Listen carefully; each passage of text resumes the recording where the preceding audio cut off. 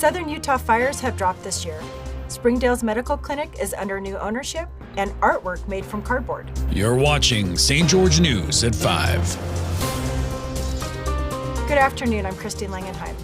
Southern Utah experienced significantly fewer fires this year.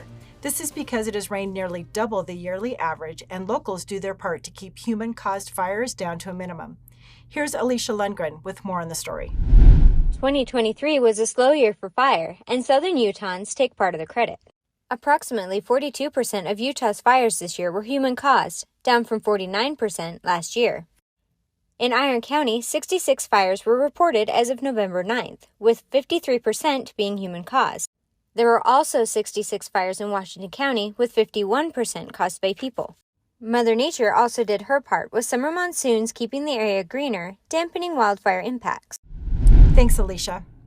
The community has a chance to break the Utah Food Bank collection record at the St. George Turkey Trot this year.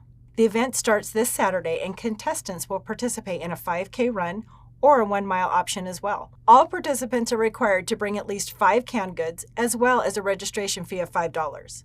All donations during the Turkey Trot will go to families in need this holiday season. Springdale's medical clinic is transitioning to new owners, and they have plans for some big new expansions. Here's Stephanie DeGraw with more on the plans for the clinic.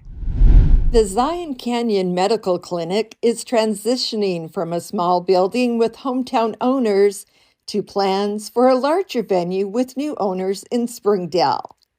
The new owners, Family Healthcare, will reopen the clinic on December 7th. Springdale residents Mike and Helen McMahon were the owners for 40 years and recently retired.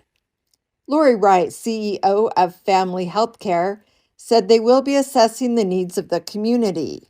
We want to take care of communities that have need, and that's a small community that's somewhat isolated. Many are wondering why they are seeing so many contrails in southern Utah as of late. Here's Chris Reed with the explanation of why the airplane trails are sticking around for so long. What's with all those cloudy trails above the morning sky in the past week or so? People on local social media have their theories on what those fluffy lines are, but meteorologists have a simple reason why we are seeing more contrails across the sky lately. It's colder.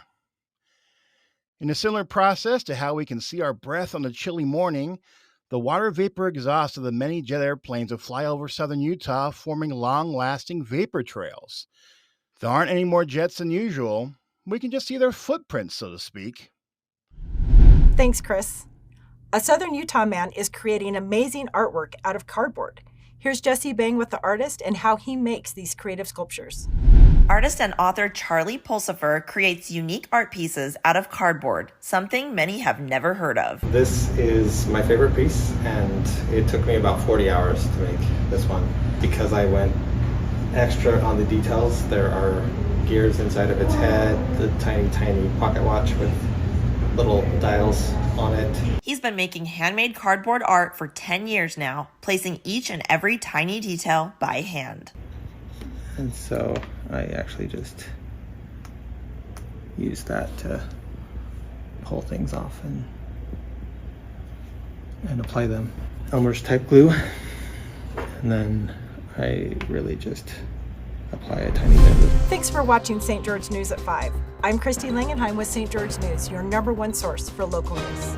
This has been St. George News at 5.